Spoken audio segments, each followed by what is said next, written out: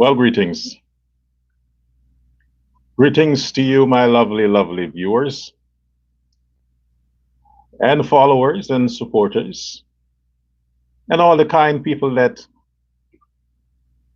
continues to follow the broadcast on a daily basis or whenever they see me there online. I want to thank you for being a patriot to Uncensored Guyana, for being a loyalist to Dr. Prasad. I am forever your servant.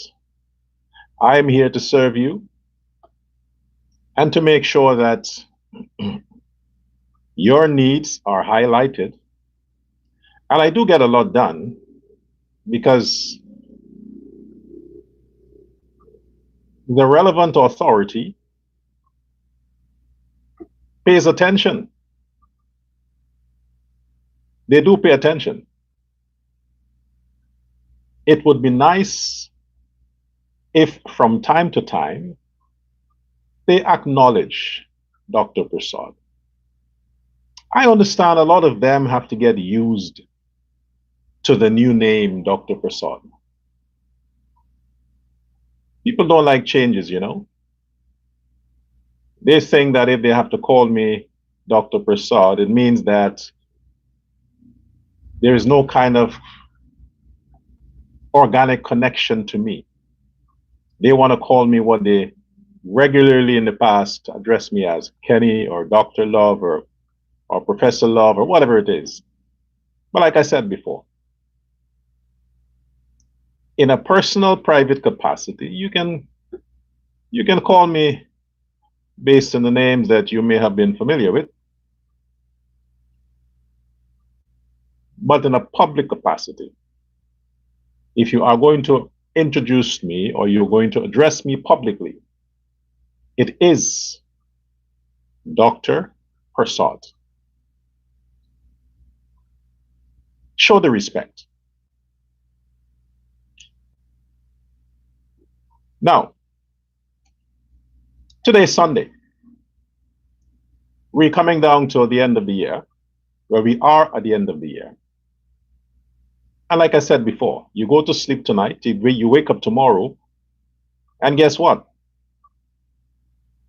Elections time. That's how quick time flies.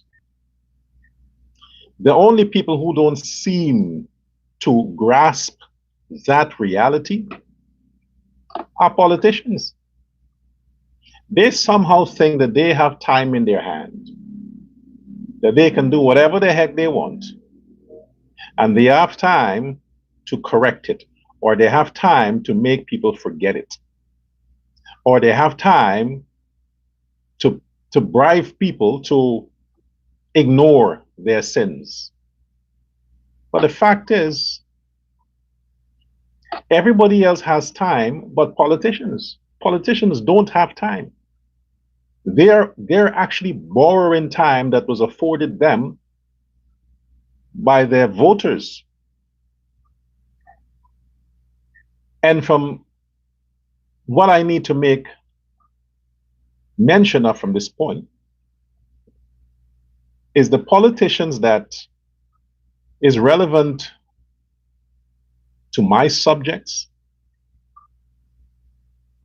are the politicians that are within the confines, the boundaries of the government of Guyana.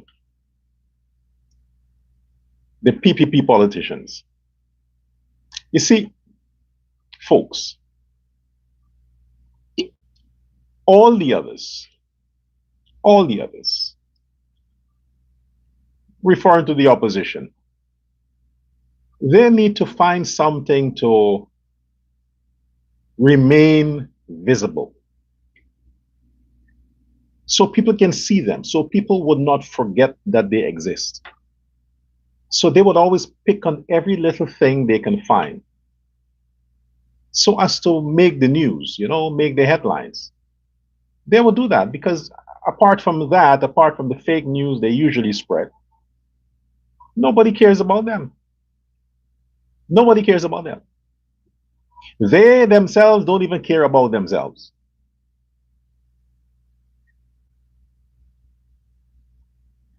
What we should be focusing on is holding accountable the people that we elected, that we gave second chances. We need to focus our microscope on the People's Progressive Party government and all the players involved. Every person that was appointed by the president should every day, on a daily basis, be under public scrutiny. Every day. Because the man that we elected selected these people. So while we are focusing on the man that we elected, the people that he selected are getting away with a lot of nonsense. They're getting away with a lot of nonsense. Why? Because if you don't talk about it, it never happened. If you don't expose it, it's not a reality. We need to take our attention a little bit away from the president and look at the people that he placed, that he put in charge of certain things. That the people who have absolute power to make decisions on their own, to do whatever they have to do based on their own conscience, their personal agendas, and whatever policies they think they might be pushing for the government. Those people we need to watch and expose them. If we don't do that, what are we going to do? Blame ourselves that we voted based on racial identity, that we voted based on party politics? So whatever they did or do, it's okay because after all, it's better them than the PNC? No. We voted for the PPP because we still believe there are some good players within the PPP.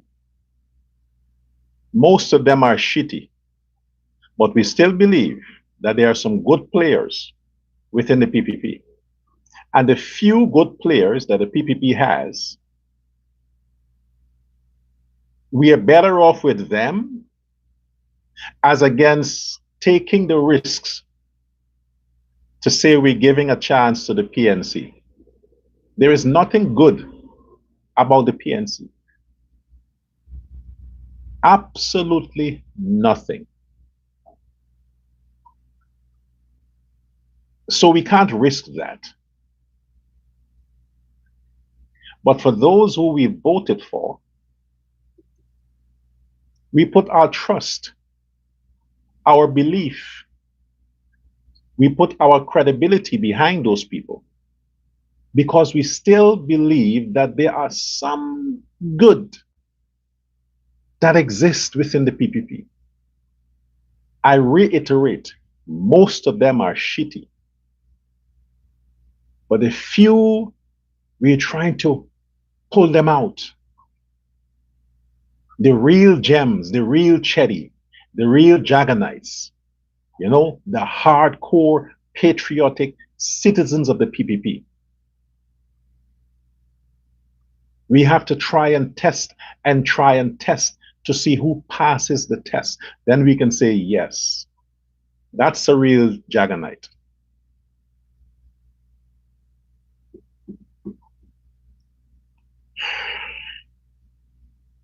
Oh, by the way, I'm one of them. I'm a real Jaganite. Unfortunately, I'm not in the administration. I'm not in the government. I'm nowhere close to any of those people. But I'm a real Jaganite, and I'll prove it to you when the time comes. When the time comes, I'm going to prove to you that I am a real Jaganite. If the PPP is a religion, I'll be a prophet. If Chedi is the Messiah, I'll be Peter. That's how serious it is. I bet you my last conscience and emotions when it comes to being a hardcore, patriotic, unconditional, uncompromising Jaganite, as in I would continue the legacy, the policies of Chedi Jagan, I might be the only one.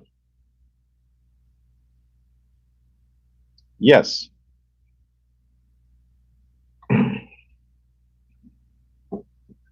Why did I start with that? Let me tell you why. I have a lot to talk about today, so I'll try to be as calm as possible because it's Sunday, it's the first day of the week. And, I think I'll try to be a bit for my own health. You see, I have a lot of issues right now. Issues as in my investment have suffered for the past year tremendously. The fact that I've supported an Indian president in Suriname for re-election, it cost me. Then after that, I've joined and embraced and campaigned for, and the Indian government in Guyana allegedly cost me too. So I have sacrificed a lot. A lot. And as a result, I have these piles and piles and piles and piles of bills, payments, all kinds of stuff that I cannot reach because of the consequences of me, a quote-unquote black guy, supporting quote-unquote Indian governments.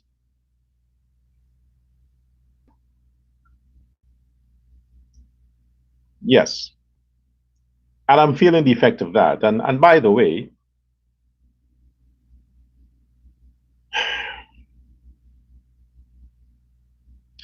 none of them, not the ones here, not the ones there, give a shit. They give a shit before elections.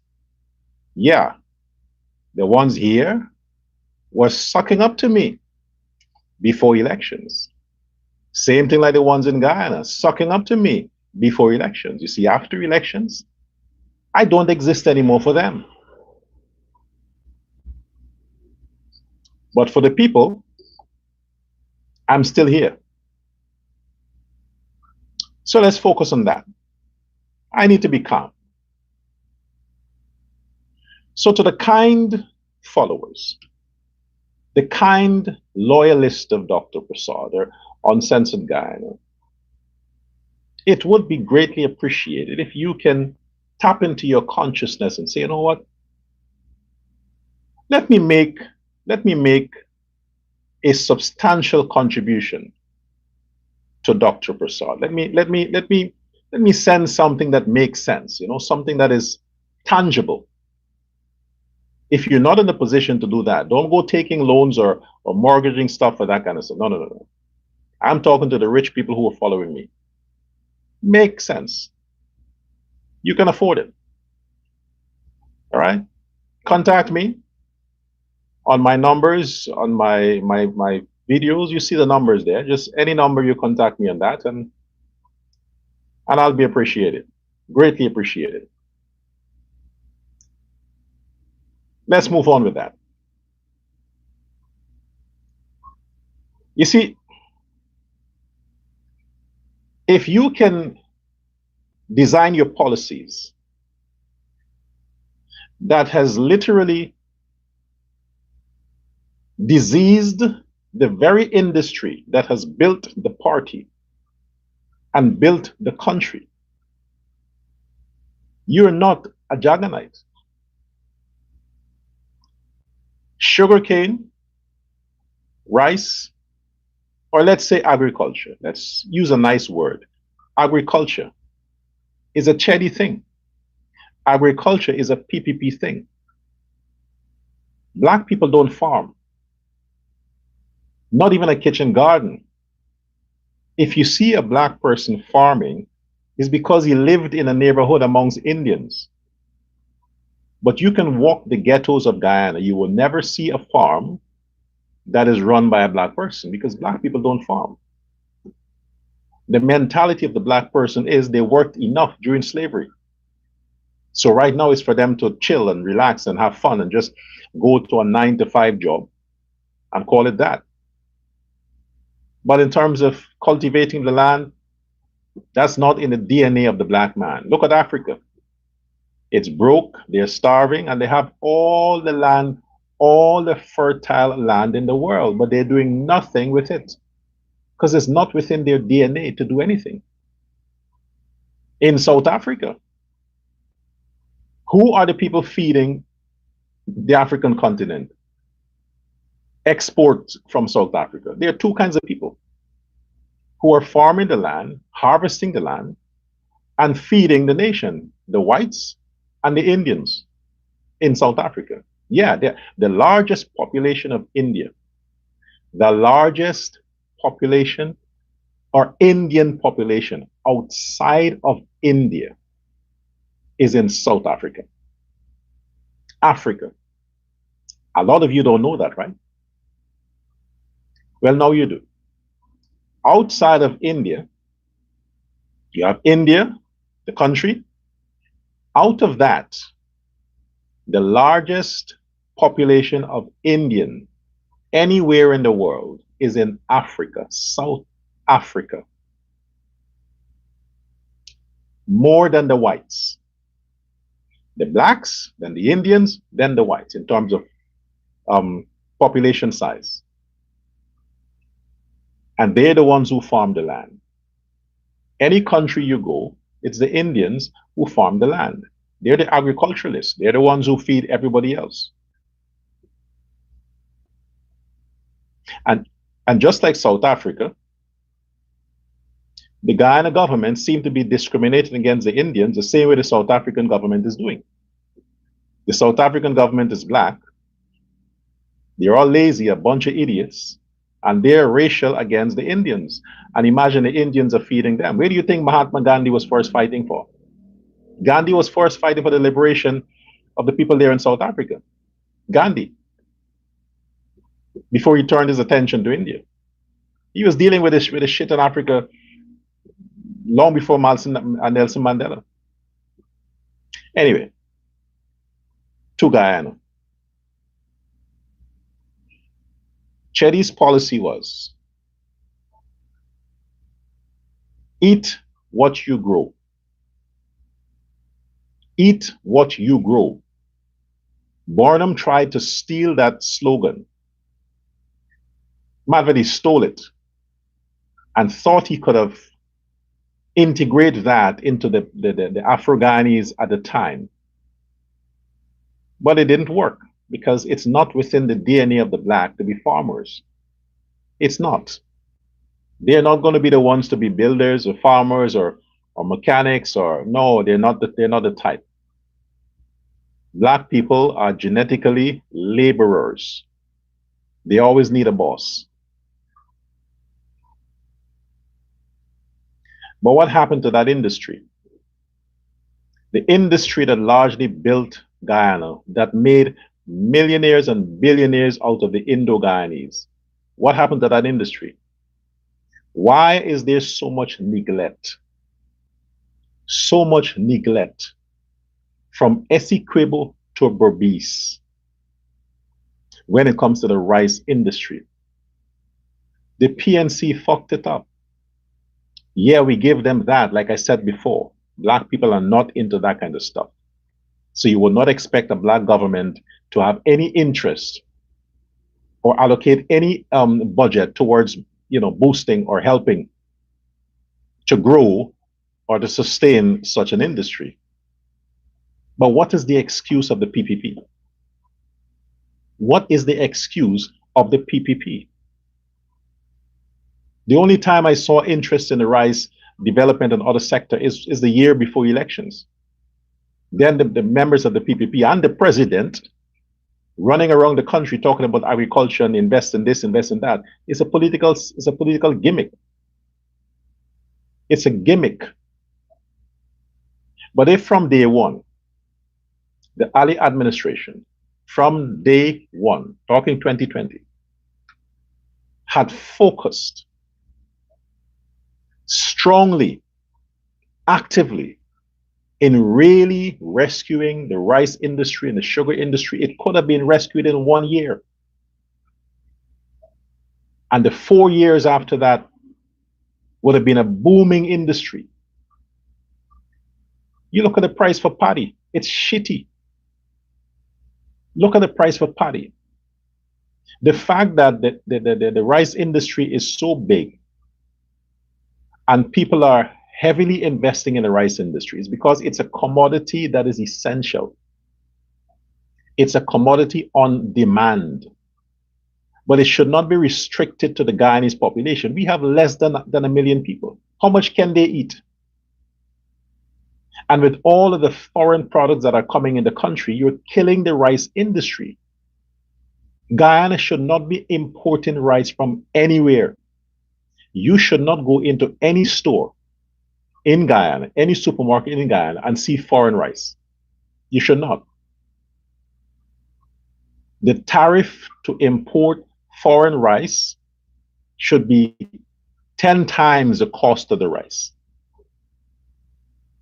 But if you're importing cheap rice from other countries, unhealthy rice from other countries in nice packages,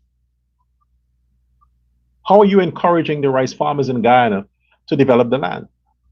Or are you trying to frustrate them so they quit and they downsize on their produce, they farm less and less rice, so the land becomes available for developers?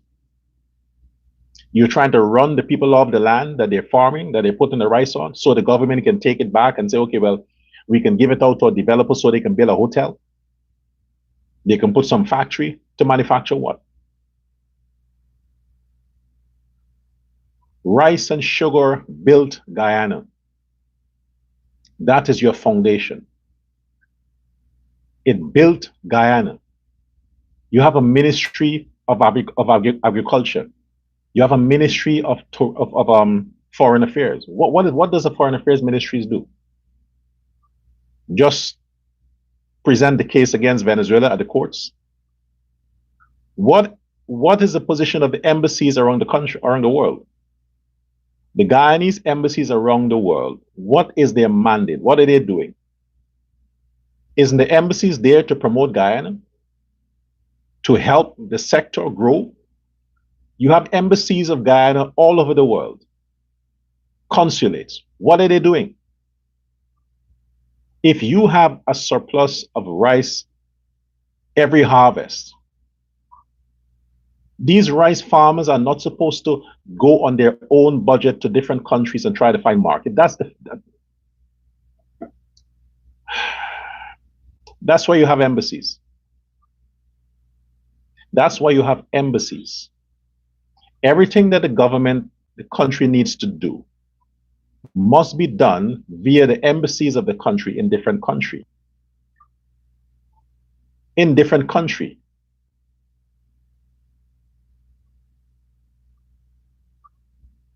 You can't have ambassadors wasting time. They're only there to make the president looks good when he visits a certain country. They're supposed to be there for the interest of Guyana, from Guyana.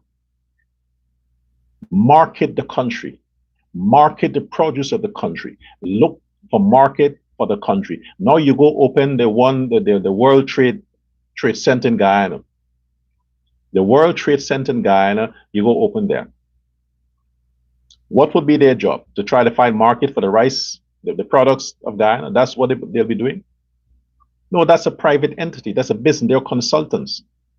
They are consultants that people will have to pay large amount of money.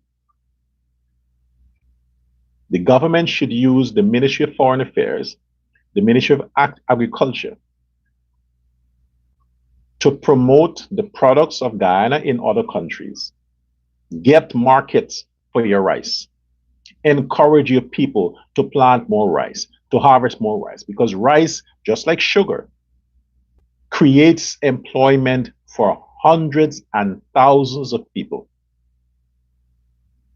and they pay well. But if you're not helping the industry to grow, and every administration that comes, the industry is getting smaller and smaller and smaller. Is there a conspiracy to kill the industry, the agriculture sector in Guyana? Because you mean you can't make money on rice corruption? You got to wait for the harvest. I mean, you can't benefit from that. Who says so? I mean, yeah, you can't give a contractor a contract to develop a rice field. Of course not. So politicians can't make money like that. What about the citizens? The only area, I want you to look at this, folks. Grab this. The only area that seems to be making the headlines is the Ministry of Public Works or Housing, because these are ministries that are heavily financed. Heavily financed. That's where you make the money. Ministry of Housing and Water and Public Works. The money goes there. So everybody's interested to be aligned within those ministries. Everybody wants to be hanging around those ministries because that's where the money is.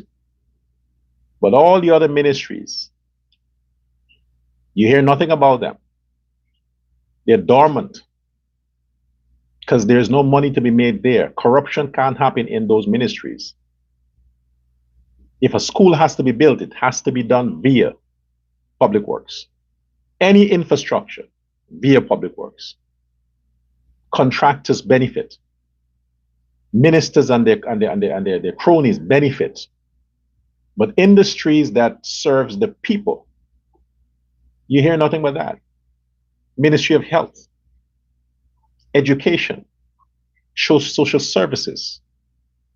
These ministries are dormant. They're not active because so much complaints that are coming out of the citizens for the lack of service from these ministries. Because why?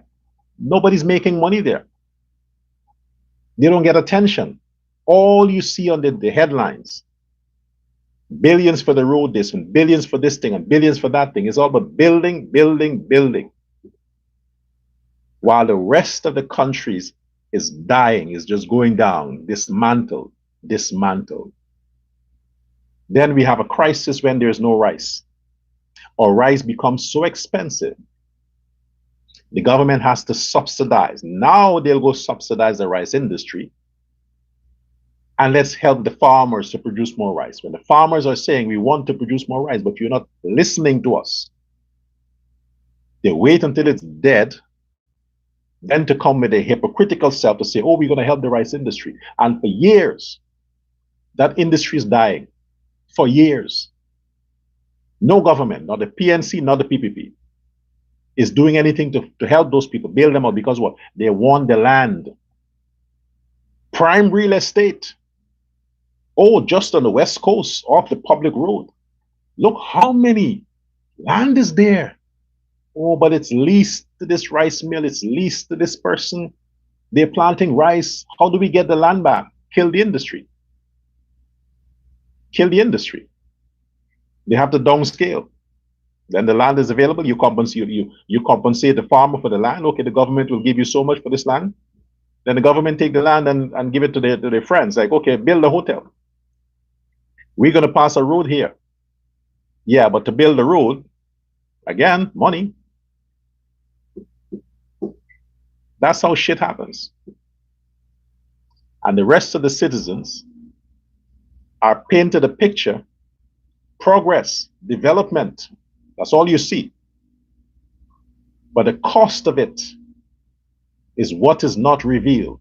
And they wait until the opposition takes that and runs with it and then paints a picture to the people. Look at how you're neglected. Look, they're not doing anything for the rice industry. Look at how they're taking the land away. Look at how they're giving it to their friends and family. But the people are not stupid. The people understand that the same opposition, PNC, APNU, AFC, all of them, they did worst. They were demonic when it comes to taking land away, giving land out to their friends and family, killing the rice industry, killing the sugar industry, killing the bauxite industry. The PNC was the fucking devil of that. They're the last people you want to listen to when it comes to that. Don't listen to them. Listen to me. For the PPP members, President, don't kill the agriculture sector. We have to work with what we have.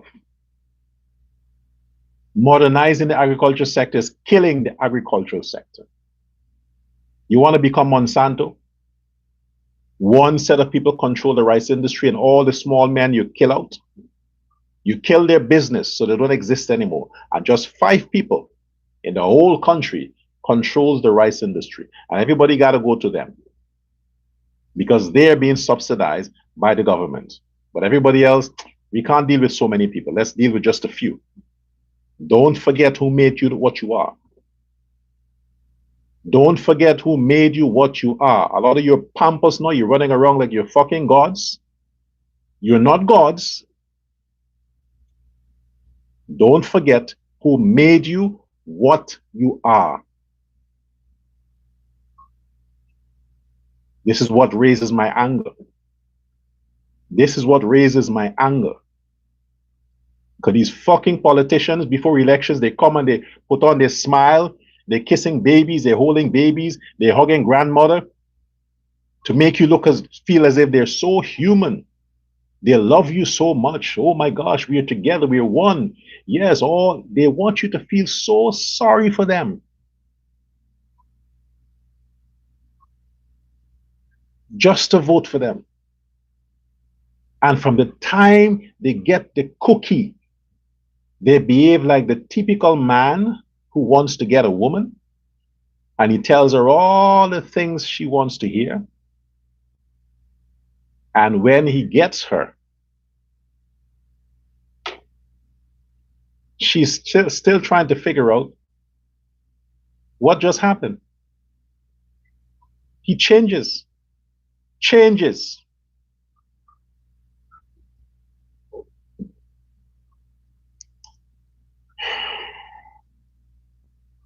If the government has 50 billion, if the Irfan Ali government has 50 billion American dollars to give, if these people are successful with their lawsuit, to give these talentless, horrible singers, hideously looking, ghetto, low-life artists, they call themselves, because of some shitty stuff, if the government has the kind of money to pay these people, what happened to my cut? I helped get you elected. If you're going to pay these people 50 billion American dollars, I mean, the bridge cost 200 and something, 230. The bridge cost 230 million US dollars to build. The mighty Barajagdia River Bridge. That bridge, 230 million, not even a billion. And you have these lunatics, empty head, dunce lunatics, who just write some shitty music and that nobody listens to. That only All Boys Tongue and Tiger Bay and the fucking Buxton and Agricola and these small rum shops wherever, and these junky minibuses and the conductors, they listen to those kinds of music. Those people who call themselves artists, want to sue an Indian government because they have not passed copyright legislations to help these fucking niggas who sing a bunch of shitty music. You want to sue the government 50 billion American dollars? It's a joke. I know that. I know it's a joke, but I like the idea. I guess something to talk about. I know it's a joke. They're smoking. That's why you need to get the drugs off the street, because all these people are fucking junkies. They're smoking. But I know it's a joke. I know that. It's not. It's funny. They want attention. They're looking for attention. Somebody wants more likes on their page. They want to bring the attention to the fact that there are some people in Guyana who sings or pretend like they're singing. They're Guyanese, but they want to song like Jamaican. Wagwan boy. How do they sound? Yeah, Guyanese, they never left the country. They never lived in Jamaica, never visited Jamaica. Some of them never visited Trinidad. They have never left the shores of Guyana. But when they open their fucking filthy mouth, you would think, if you don't know how Jamaicans speak, you will think that these niggas are Jamaicans. It's disgusting when they try. They're making commercials, they want to song like Trinidadians. They're making commercials, they want to song like Jamaican. These fucking idiots. Guyanese. They have no sense of self-worth or self-pride. They always want to song like somebody else. Always want to song like somebody else. Now they want to sue everybody like the Americans. Now they want to be like the Americans. Oh, we're filing lawsuits. 50 billion lawsuit. Since when Guyanese are suing people? It's a new thing. Yeah, the lawyers make money. They want to sound civilized. Oh, we are civilized now. We can sue people. That's all they do. Imagine they're pushing the government.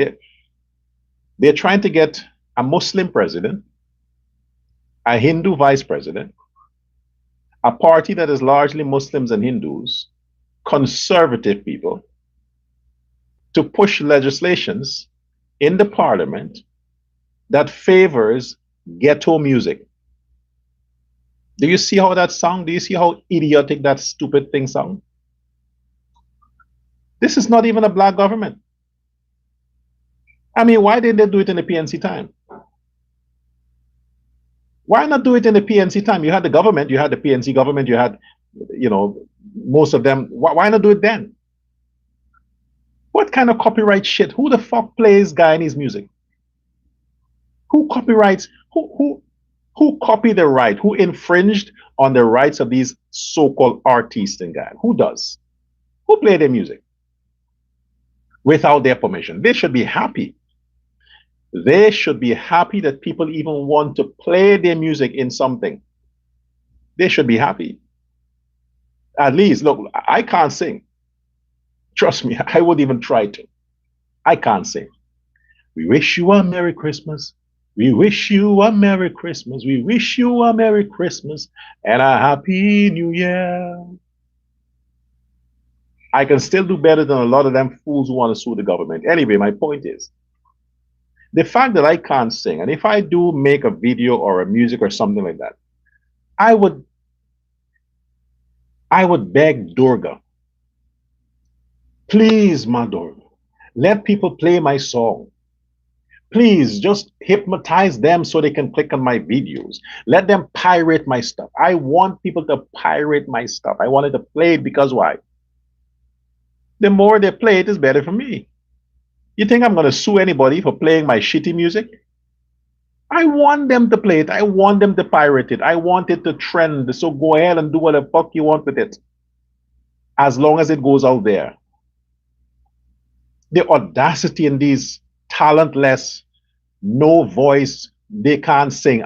They can't fucking sing. There's only one person I heard singing, is the person that the president, the PPP used on their campaign. And I don't think that those songs were written by him. They were just national songs. But that guy could sing. I give him that. But I don't think he's a part of the team that wants to sue the government. He would have been paid to perform there. Seriously, this is a joke.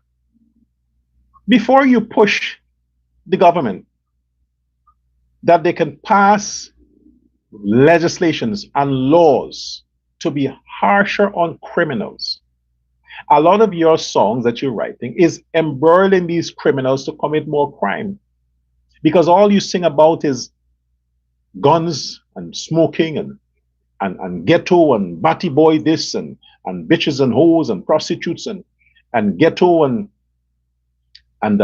was it I don't know. I've never heard their songs. I don't know what they, but I, by the way, I hear from time to time, people talking stuff. But you know what I mean. That's what they sing. Their nonsense in their songs is what's causing a lot of these young Afro-Guyanese, no, not sorry, these young blacks to want to commit crime. This Babel Skello, these other people, this Lola doll woman. Listen to what they don't listen to it. Don't listen to it. But you would have overheard some of their lyrics. That shit people listened. They should be sued not to sing. They should be taken to court based on the nonsense they sing. A matter of fact, here we go again with the ERC. Here we go again with the ERC. They should have been sanctioning all those people who try to sing in Guyana and the shit that comes out of their mouth. The ERC and all the other organizations should be against them. But those are the people who sing about violence against women, violence against other ethnicities. They do that. They should be sued not to sing.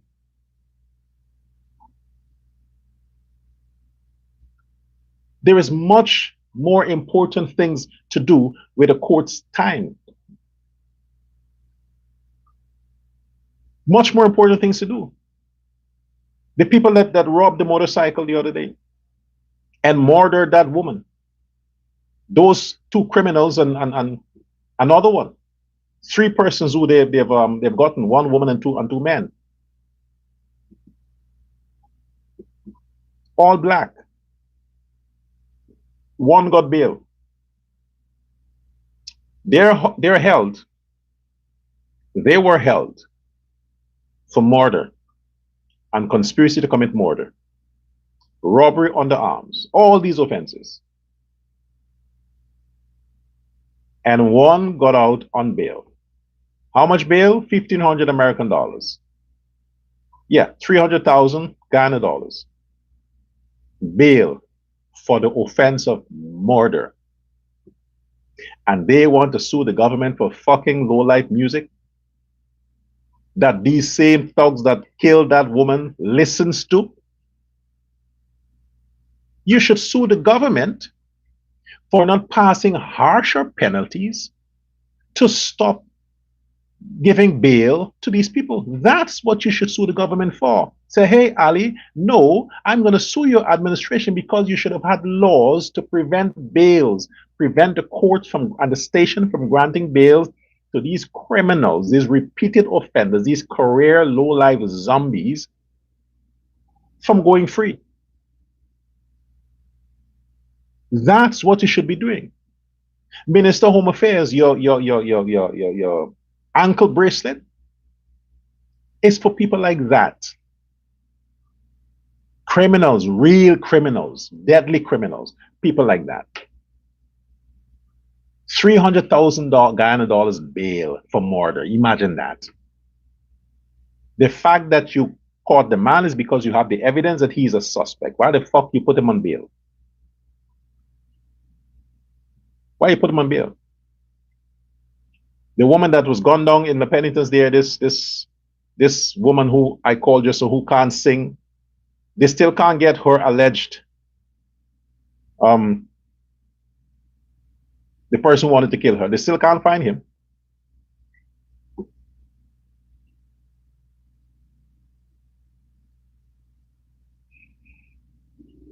As your shadow Home Affairs Minister, here are my things. Again,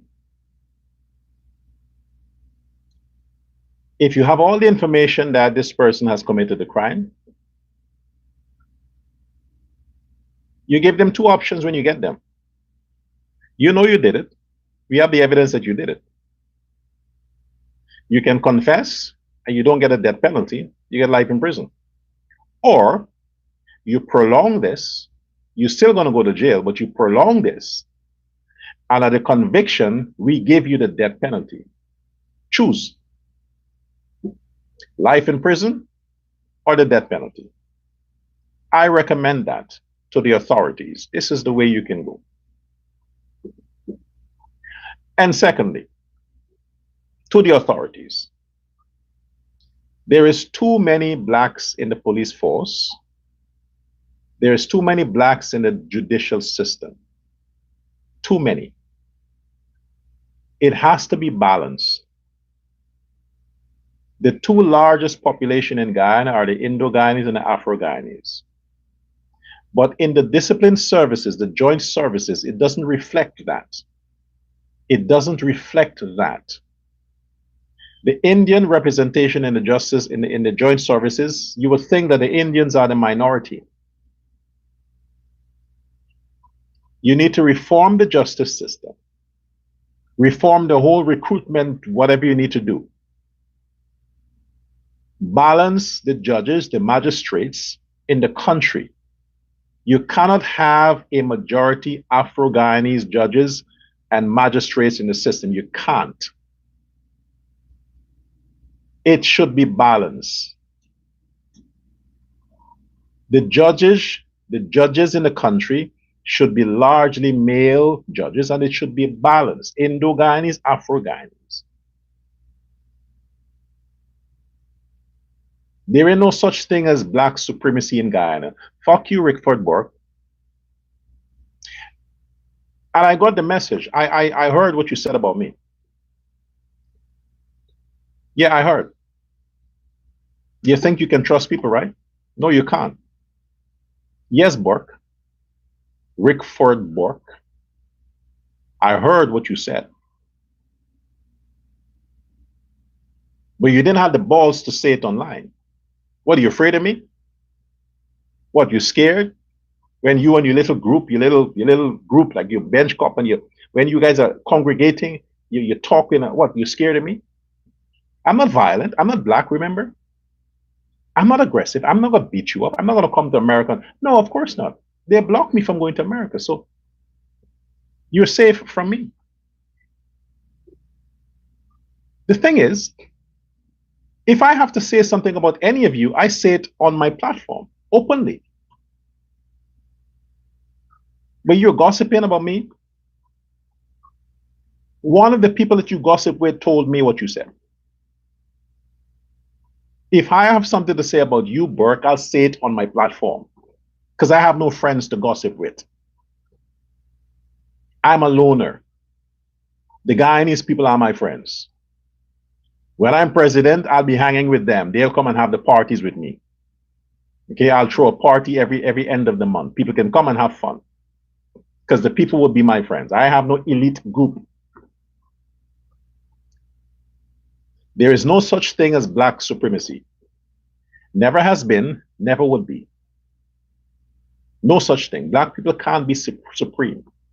What is supreme about black people? What? What have we done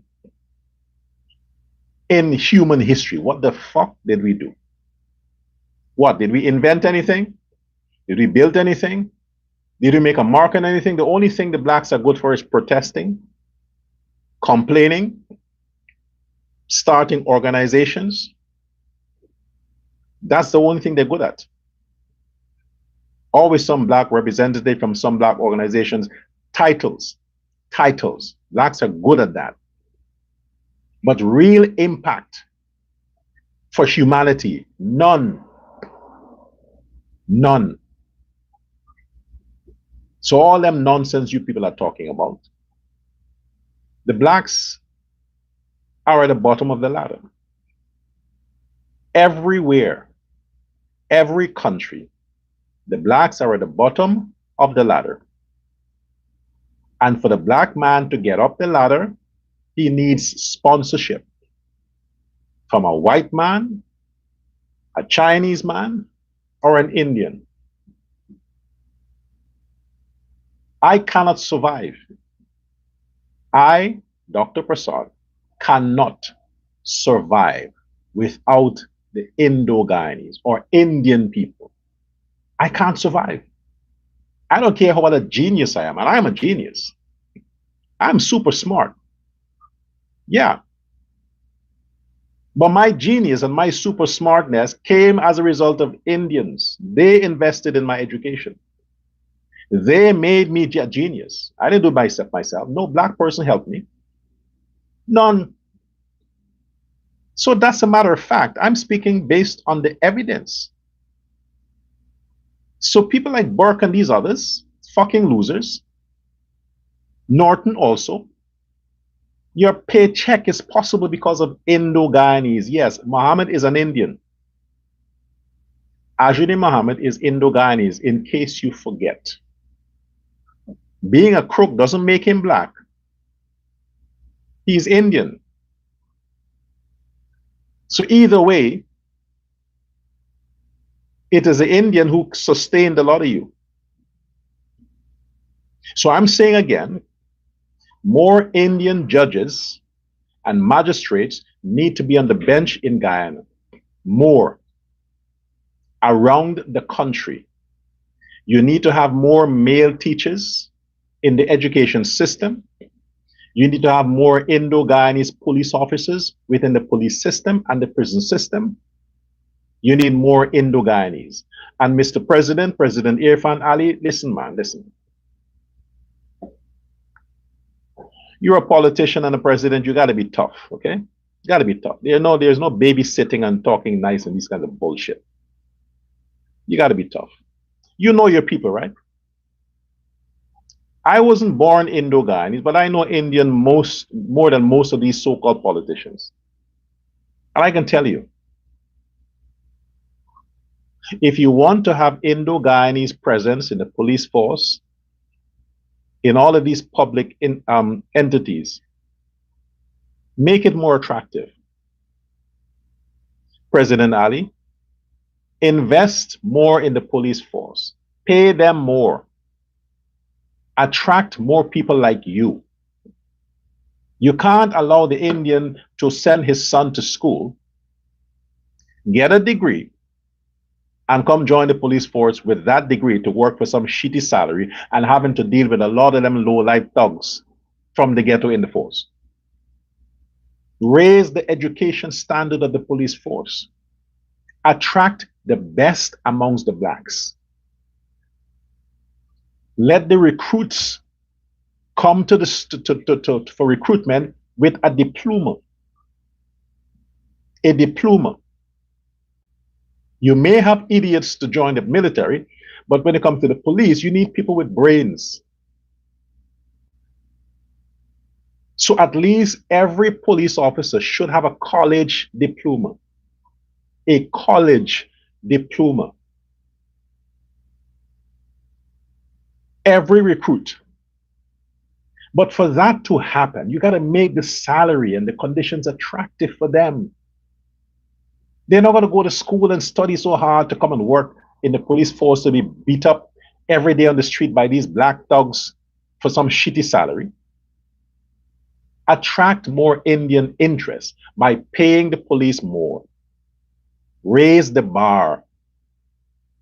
Send them on training. Let the police who are there go and train. Let them go and re-educate themselves and expand their learning so they become more equipped mentally and academically. They must have a certain amount of CXC subjects with a degree or with a diploma.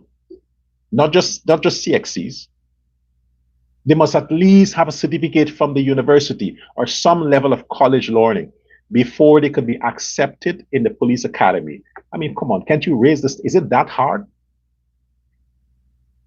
It will be attractive to people who want to be a part of that. But if you have your standards so low that any loser from the ghetto will join the police force, what you think you will get when they graduate the academy? Corruption. Corruption. Raise the bar. But you need more people of Indian descent in the discipline services, the joint services. You need more. Guyana is not a black country. That every time you look at something that is official from the government, you only see black faces. You make the rest of the world think that it's a black country, then is the majority of the people are blacks. It's a scary thing to consider. And crime every day. Every day is fucking crime.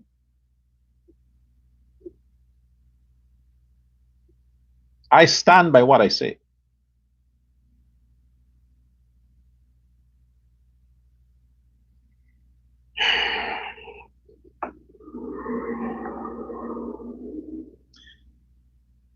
I seem to like the clapping thing. So Mr. Muhammad is now the mayor of Linden. Azruddin Muhammad is now the mayor of Linden. He's a self-appointed mayor of Linden. He still can't get over the fact that he beat the PNC out of Linden. He beat those niggas out of Linden. He ran them out of Linden. He said, okay, you killed my ancestors. I'm going to show you now. He ran them out of Linden. Now he took the seat of mayor in Linden. Everything about the man is Linden. Region 10. Oh, Linden, Linden, Linden. Or is it the once you go black, you can't go back kind of thing? Because he's been hanging out a lot with these black women, you know. Does Odessa have something to do with that? Is it?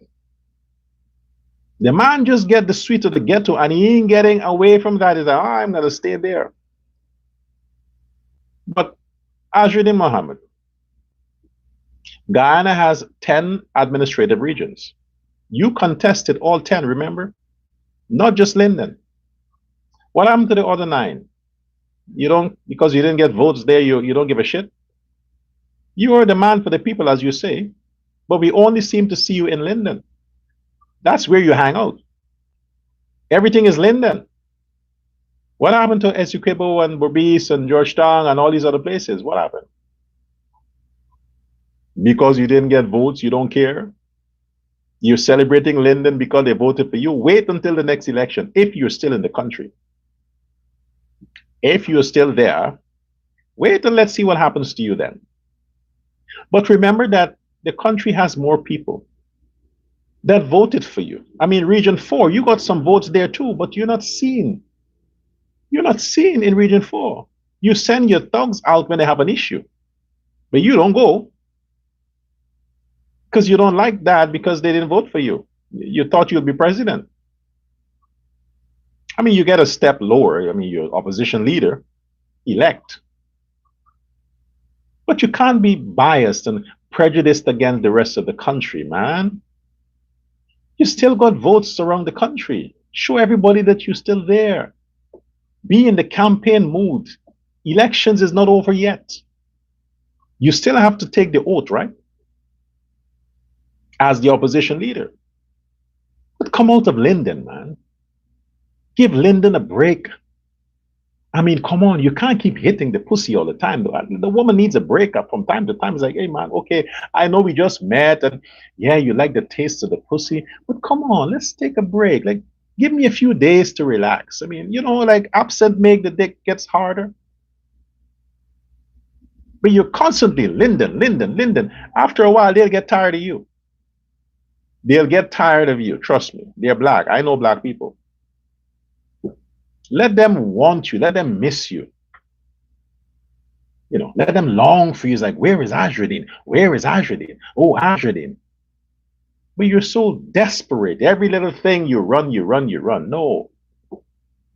Well, we'll see what happens after November 3rd. I don't think they'll be swearing you in. The parliament will be convened, but it's not, doesn't mean that you'll be sworn in on that day. No, convening the parliament doesn't mean that you will be sworn in on that day. That will have to be scheduled for sometime next year because the vacation is coming up. Vacation time is coming up, so they wouldn't go through that. Next year, you might get your I know you're tired waiting. I know you're going to bed every night and waking up the next day. You're putting on your suit in front of your mirror, and you're like, yes, I told him I could do it. I'm the opposition leader. I lead the niggers. Wow, imagine that. I'm the new Uncle Tom. Hey, I'm not Uncle Tom. Ashridin is. Don't call me Uncle Tom. Ashridin Muhammad is Uncle Tom. I'm not. I'm just Dr. Prasad, and I'm just doing my stuff here. The Uncle Tom is Ashridin Muhammad. Irfan is the president. He can't be Uncle Tom.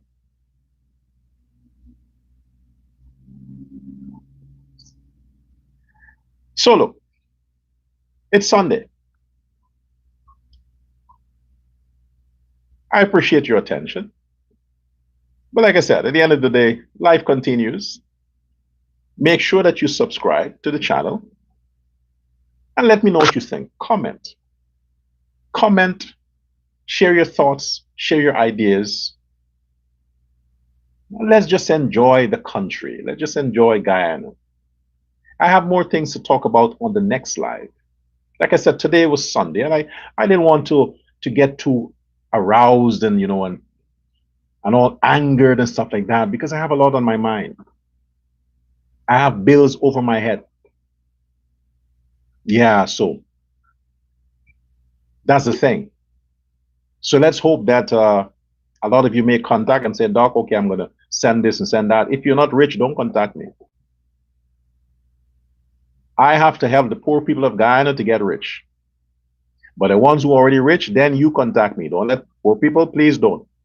Keep your money, pay your bills, whatever it is. Let the rich ones contact me. If they don't, then they're greedy. Then I get it. I understand why China is taking over. Until next time. Goodbye now.